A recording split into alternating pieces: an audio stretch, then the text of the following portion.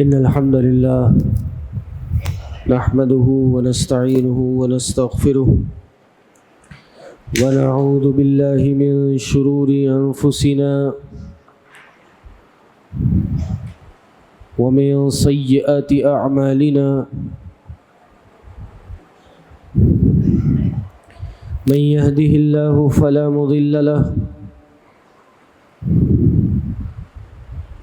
ومن يضلل فلا هادي له فأشهد أن لا إله إلا الله وأشهد أن محمدا عبده ورسوله أما بعد فإن خير الحديث كتاب الله وخير الهدي هدي محمد صلى الله عليه وسلم وشر الأمور محدثاتها وكل محدثة بدعة وكل بدعة ضلالة وكل ضلالة في النار.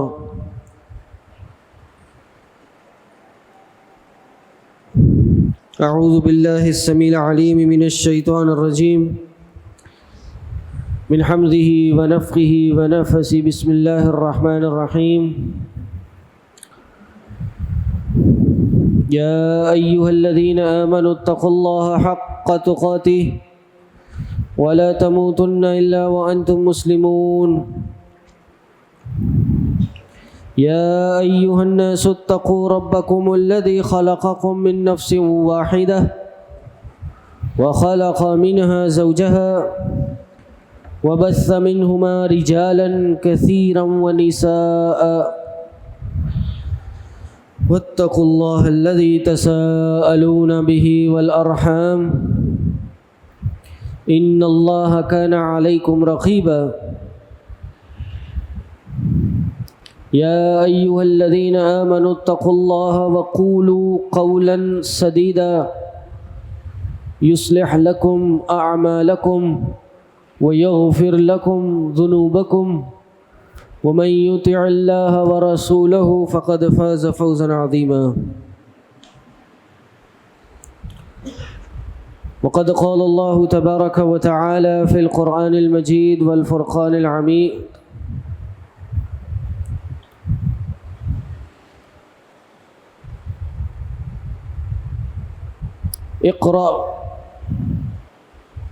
اقرأ باسم ربك الذي خلق. وقال في مقام آخر: الرحمن علم القرآن. وقال في مقام آخر: قل هل يستوي الذين يعلمون والذين لا يعلمون. معزز سامعین، دوستوں، بزرگوں، بھائیوں اور بہنوں، آج کا خطبہ ایک واقعے کو بیان کر کے شروع کروں گا، اور وہ واقعہ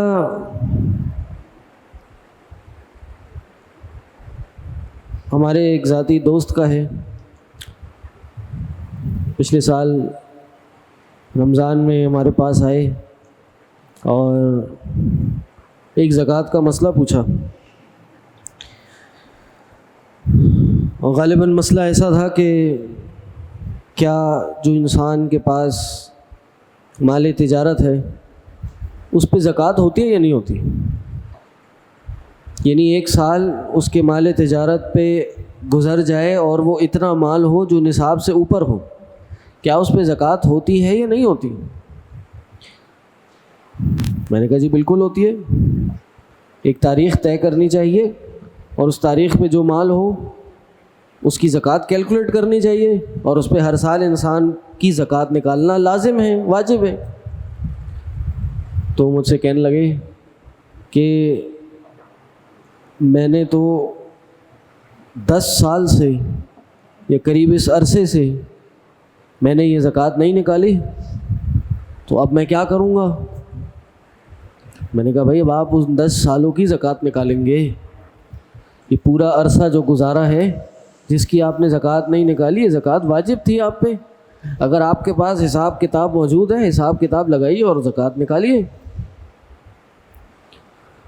یہ واقعہ بتانے کا مقصد یہ ہے کہ ایسے کئی ایک دینی شرعی احکام ہیں جو بعض اوقات ہمیں پتہ نہیں ہوتے اور چند ہفتے نہیں، مہینوں نہیں، سالوں گزر جاتے ہیں اور وہ ہم غلطیاں کر رہے ہوتے ہیں اور ہم اس عمل میں کوتاہی کر رہے ہوتے ہیں اور ہمیں ہی پھر بعد میں اس کا نقصان اٹھانا پڑتا ہے. اللہ کے نبی صلی اللہ علیہ وسلم کی حدیث ہے کہ طلب العلم فریضۃ علی کل مسلم، علم کا حاصل کرنا یہ ہر مسلمان پر فرض ہے. کتنا علم؟ جتنا اس کی ذات سے متعلق، اس کے ڈیلی روٹین سے متعلق، اس کے عمل سے تعلق رکھتا ہے، اتنا علم اس پہ واجب ہے. تو یہ واقعہ اور یہ بات بتانے کا جو مقصد ہے وہ یہ ہے کہ ہمارے لیے اس زندگی میں اگر کوئی سب سے اہم چیز ہے، سب سے ایسی چیز جو اولین درجہ رکھتی ہے، وہ ہے علم حاصل کرنا. اور کتنا علم؟ کم از کم بنیادی علم. یہ ہم سب پہ واجب ہے. یہ نہیں سمجھیں کہ کسی نے اگر خطیب بننا ہے تو وہ کوئی تعلیم حاصل کرے، کتاب و سنت کی کوئی پڑھائی، کوئی کلاس جا کے جوائن کرے. نہیں. یا کسی نے داعی بننا ہے، مفتی بننا ہے، وہ جا کے کلاسیں اٹینڈ کرے. نہیں، بلکہ بنیادی علم حاصل کرنا ہر مرد مسلمان عورت پہ فرض ہے. اور وہ بنیادی علم کیا ہے؟ کم از کم انسان کو عقیدے کی معرفت ہو، بنیادی توحید کی معرفت ہو، حلال و حرام کے بارے میں اس کو علم ہو. دین میں حلال چیزیں کیا ہیں، حرام چیزیں کیا ہیں. نماز پڑھتا ہے، نماز کے کیا احکام ہیں. روزہ رکھتا ہے، روزے کے کیا احکام ہیں. زکوٰۃ دینی ہے، کس پہ لاگو ہوگی، کتنی لاگو ہوگی. حج کس پہ فرض ہوگا. جب حج کے لیے جانا ہے تو حج لازم ہے تو اس کا علم رکھنا تب لازم ہو جائے گا. خرید و فروخت کے کیا مسائل ہیں، کون سی خرید و فروخت ناجائز ہے، کون سی اشیاء حرام ہے، کون سی جائز اشیاء کس صورت میں حرام ہو جاتی ہیں، کون سی تجارت حرام ہے، کون سی تجارت حلال ہوتی ہے تو اس میں کوئی معمولی سی کوئی الفاظ ادا کر دینے سے وہ کیسے حرام ہو جاتی ہے. ان سب کی تفصیل یہ ہم پہ فرض ہے. ہر شخص نے زندگی میں نکاح کرنا ہے، نکاح کا کیا حکم ہے، نکاح ہو گیا، چلو اس کے بعد کے بھی احکام ہیں، وہ اس کے بارے میں شریعت نے کیا رہنمائی کی ہے. طلاق کے کیا مسائل ہیں. آج بدقسمتی سے یہ جتنی لسٹ میں بیان کر رہا ہوں یہ موٹی موٹی باتیں ہیں. اس کی میں وثوق کے ساتھ کہہ سکتا ہوں کہ 90% عوام کو اس کا علم نہیں ہے. ایسے ہی بس زندگی گزار رہی ہے، بس کہیں سے سن لیا اور سن کے عمل کر لیا، ٹوٹا پوٹا کیا، صحیح کیا غلط کیا، اللہ خیر صلی اللہ، قیامت کے دن دیکھی جائے گی. ابھی ٹائم نہیں ہے، وقت نہیں ہے. دکان چلانی ہے، اپنا ٹھیلا چلانا ہے، اپنا کاروبار کرنا ہے، نوکری کرنی ہے، جاب کرنی ہے، یہ کام ضروری ہے ہمارے لیے.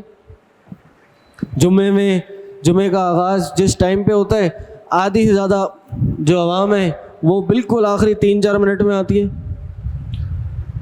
تو یہ نبی علیہ السلام نے جس دین کو ہم پہ فرض کہا ہے، اگر ہم ہفتے میں ایک دن جمعہ نہیں سن پا رہے تو وہ علم کیسے حاصل کریں گے ہم. تو بہرحال میں بتا رہا تھا کہ دین میں کچھ چیزیں جو فرض ہیں وہ یہ ہے کہ ان کا علم حاصل کرنا بہت ضروری ہے. حضرت ابو الدرداء رضی اللہ عنہ نے بڑی خوبصورت بات کی، میں پہلے بھی کئی دفعہ بیان کر چکا ہوں. انہوں نے 4 آپشن دیے ایک انسان کو. کہا کہ کن عالمن، اے لوگوں یا تو عالم بن جاؤ، مفتی بن جاؤ، داعی بن جاؤ، لوگوں کو مسئلے بیان کرنے والے بن جاؤ. پہلی چیز یہ بن جاؤ، نمبر 1. اگر یہ نہیں بن سکتے پھر کیا بننا؟ کہا کن متعلمن، کہا متعلم بن جاؤ، طالب علم بن جاؤ. کتاب و سنت کی تعلیم دینے والے نہیں بن سکتے تو لینے والے تو بن جاؤ. کوئی کلاس جوائن کر لو, کوئی کورس جوائن کر لو, کسی عالم کی مجلس میں باقاعدگی سے جا کے بیٹھنا شروع کر دو. کہا اگر یہ نہیں کر سکتے کن مستمعن, تو کیا کرو, اس کلام کو, کتاب و سنت کی باتوں کو سننے والے بن جاؤ. علماء کے دروس سنا کرو, علماء کی محفلوں میں شرکت کیا کرو, واعظ و نصیحت کی باتیں سنا کرو. باقاعدگی سے کوئی کلاس اٹینڈ نہیں کر سکتے تو کم از کم درس دروس اپنے مصروف اوقات میں سے کچھ نہ کچھ وقت نکال کے صبح شام دن میں یہ کچھ نہ کچھ سننے والے بن جاؤ. آج کل تو ویسی سوشل میڈیا کا اور میڈیا کا دور ہے, ہمارے سب کے ہاتھوں میں موبائل ہے. دین سیکھنا, وہ ایک زمانہ تھا کہ جب کسی کے پاس کوئی نہ کوئی بہانہ ہوتا تھا یا ہو سکتا ہوتا تھا کہ بھائی ہمارے تک علماء کی رسائی, ہماری رسائی علماء تک نہیں ہے, صحیح علم تک, کتاب و سنت تک ہم نہیں پہنچ سکتے, ہمارا فلاں علاقے میں کوئی عالم نہیں ہے, فلاں محلے میں کوئی مدرسہ نہیں ہے, کوئی مسجد نہیں ہے, ہم کیسے دین سیکھیں. آج یہ سارے بہانے ختم ہو گئے, تمام حجتیں تمام ہو چکی ہیں. کیا آج ہمارے پاس موبائل ہے, اس موبائل سے ہی ہم اپنے محلے, اپنے علاقے جہاں شاید کوئی مسجد بھی نہ ہو, ایسے علاقے میں بیٹھ کر پوری دنیا میں کہیں بھی کتاب و سنت کی تعلیم ہو رہی ہو, ہم اس تک رسائی حاصل کر سکتے ہیں. عالم ہو, غیر عالم ہو, کیسی بھی بات کر رہا ہو, ہمارے سامنے علماء کا کلام آ سکتا ہے, کتاب و سنت کی تعلیم آ سکتی ہے. تو کیا فرمایا ابو درداء نے کہ کن مستمعن, بھائی سننے والے بن جاؤ. اور میں نے پہلے بھی بتایا ہے کہ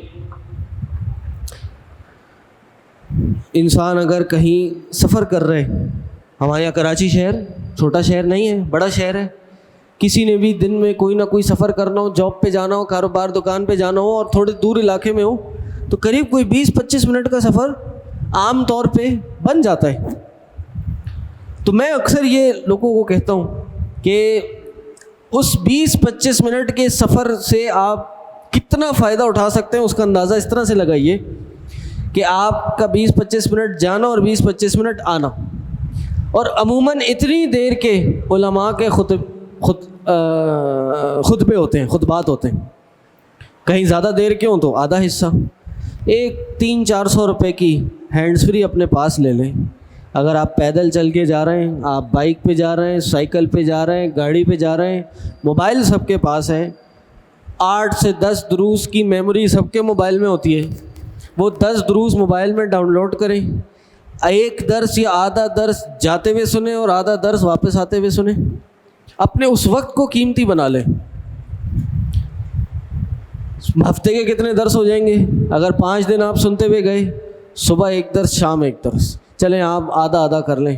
دن کا ایک درس ہو گیا, ہفتے کے 5 درس ہو گئے, پورے ہفتے کے آپ نے چلو چھٹی ہٹا لی 6 درس ہو گئے, مہینے کے 24 ہو گئے, سال میں 12 مہینے ہوتے ہیں, یہ تقریباً کوئی 250 سے اوپر درس ہو گئے. کتنے عرصے میں؟ ایک سال میں آپ کسی عالم کے 250 سے اوپر خطبے سن سکتے ہیں, یا مختلف علماء کے 250 سے اوپر خطبے سن سکتے ہیں. اگر صرف ہم اپنی یہ عادت لگا لیں, اس سے فائدہ اٹھا لیں, تو بھائی یہ علم جو ہے یہ حاصل کرنا ہر مسلمان پر فرض و واجب ہے. اللہ کے نبی صلی اللہ علیہ وسلم کا فرمان ہے کہ ان الانبیاء لم یورثوا درہما ولا دینارا, انبیاء جو ہیں یہ درہم دینار اپنے ورثے میں نہیں چھوڑ کے جاتے. انبیاء کا ورثہ کیا ہوتا ہے؟ فرمایا یہ درہم دینار, یہ پراپرٹی, یہ دولت ان کا ورثہ نہیں ہوتی. ولکن ورثوا العلم, ان کا جو ورثہ ہوتا ہے یہ علم ہوتا ہے. پھر آگے فرمایا فمن اخذہ اخذ بحظ وافر, جس نے اس کا تھوڑا سا بھی حصہ لے لیا اس نے یقیناً بہت بڑا حصہ لے لیا. اور اس پہ تبصرہ کیا ہے امام محمد بن صالح عثیمین رحمہ اللہ نے. کیا تبصرہ کیا؟ کہتے ہیں کہ اے لوگو, جب تم دین کا علم حاصل کرتے ہو, توجہ ہے سب کی, اے لوگو آج جب تم نبی علیہ السلام کی دی ہوئی تعلیم کا علم حاصل کرتے ہو, اس قرآن کی اور شریعت کے علوم و فنون کو جاننا شروع کرتے ہو, کہا تو تم نبی علیہ السلام کے گزرے ہوئے 200 نہیں، 500 نہیں، 800 نہیں، 1000 نہیں، 1400 سال بعد بھی نبی کریم صلی اللہ علیہ وسلم کے وارث بن جاتے ہو۔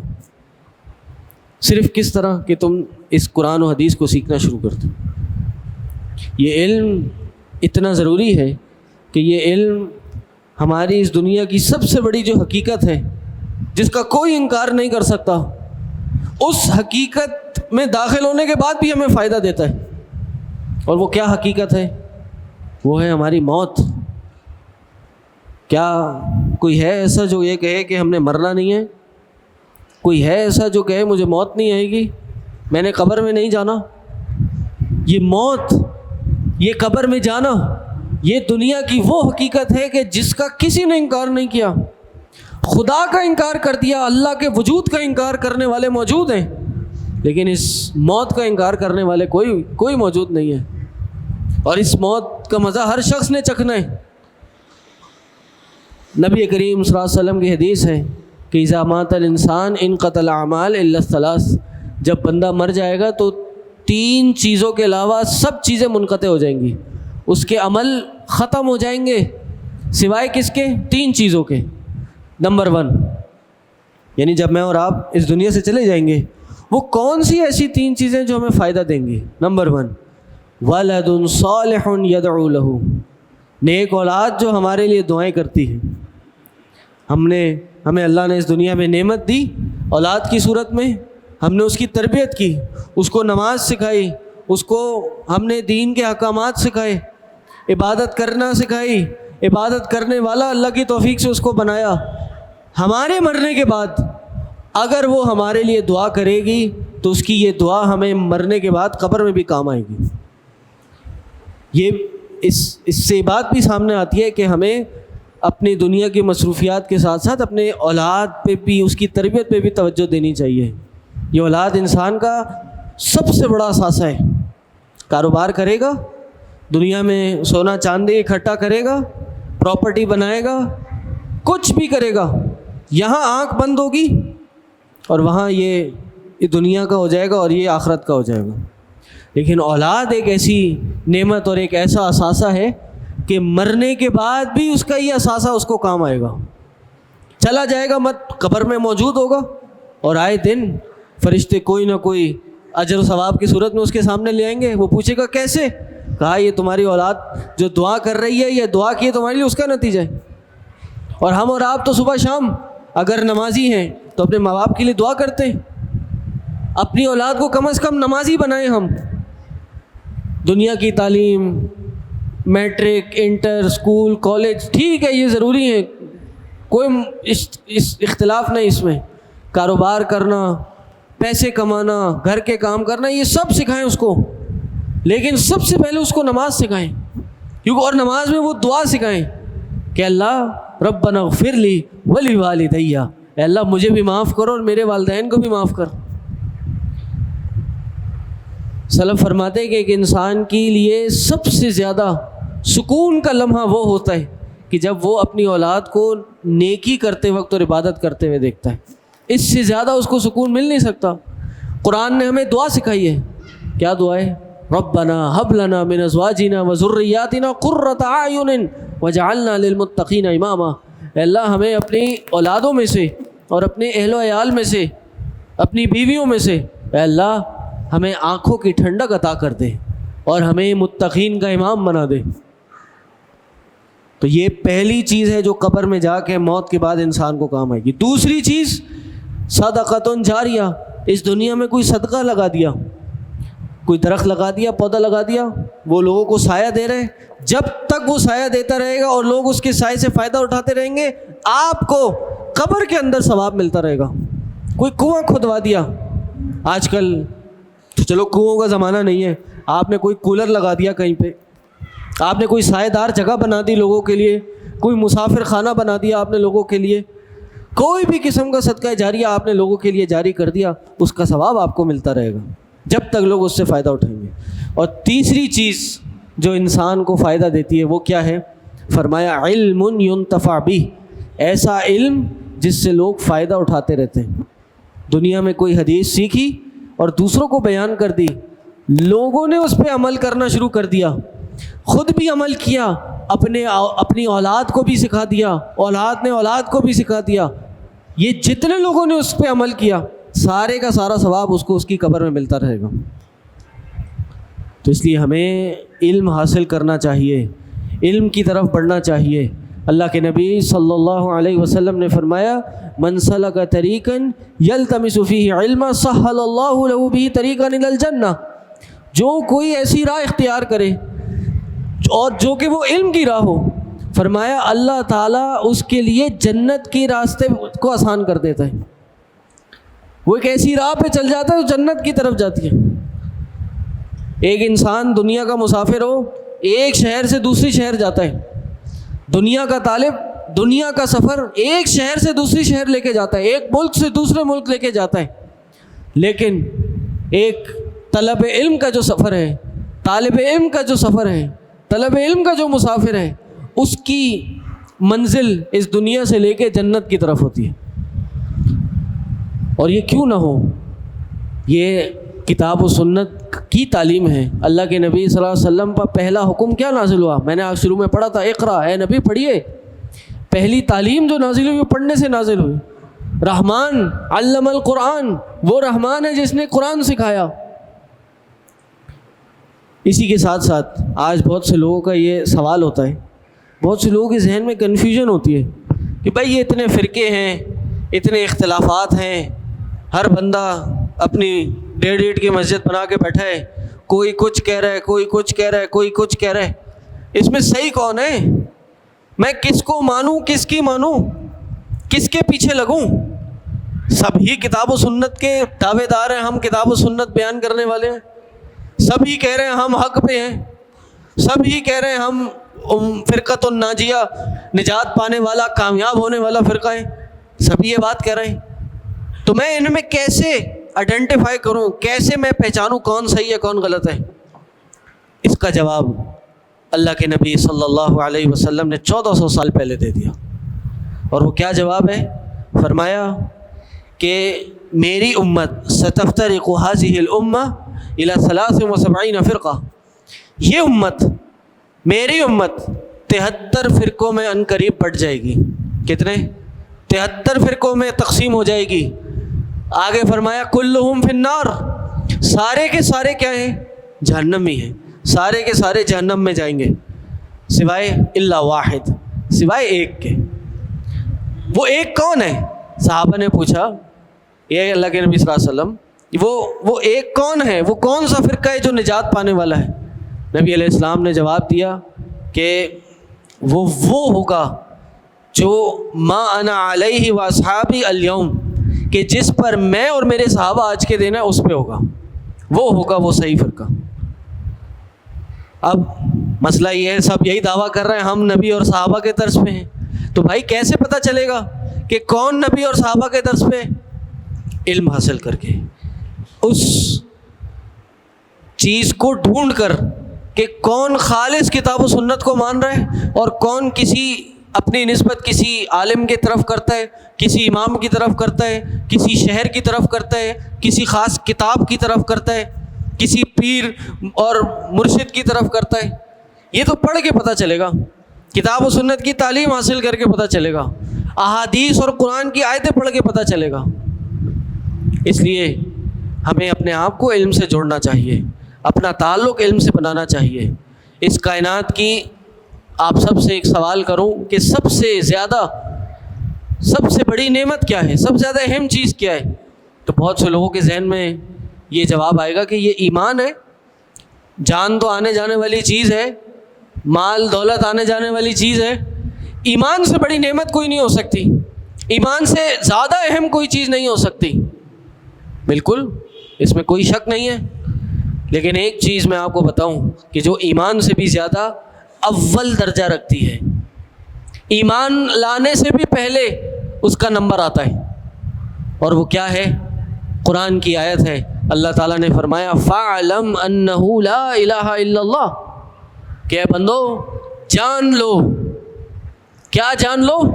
علم رکھ لو کہ اللہ کے سوا کوئی الہ نہیں ہے۔